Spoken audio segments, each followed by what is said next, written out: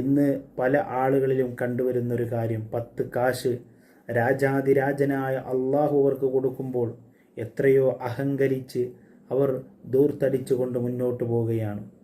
അവരുടെ മുമ്പിലൂടെ കടന്നു പോകുന്ന പാവപ്പെട്ടവരവർ കാണുന്നില്ല.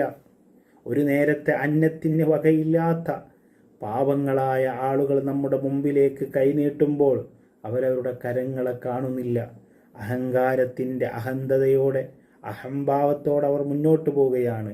അവർ കിട്ടുന്ന കാശുകൊണ്ട് തനിക്കും തൻ്റെ ഭാര്യയ്ക്കും മക്കൾക്കും എന്ന് പറഞ്ഞ് അടിച്ച് പൊളിച്ച് രമിച്ചുകൊണ്ട് ജീവിതം മുന്നോട്ട് കൊണ്ടുപോവുകയാണ്. പ്രിയപ്പെട്ടവരെ, അള്ളാഹുവിനെ മതിമറന്നുകൊണ്ട് നമ്മൾ ഒരിക്കലും ജീവിക്കല്ലേ. ഹബീബ് സല്ലല്ലാഹു അലൈഹി വസല്ലം തങ്ങൾ പഠിപ്പിക്കുകയാണ്, എല്ലാ സമുദായത്തിനും നാശമുണ്ട്, എൻ്റെ സമുദായത്തിൻ്റെ നാശം എന്ന് പറയുന്നത് അത് സമ്പത്താണെന്ന് ഹബീബ് സല്ലല്ലാഹു അലൈഹി വസല്ലം തങ്ങൾ പഠിപ്പിക്കുകയാണ്. അള്ളാഹു നമ്മളൊക്കെ കാക്കട്ടെ.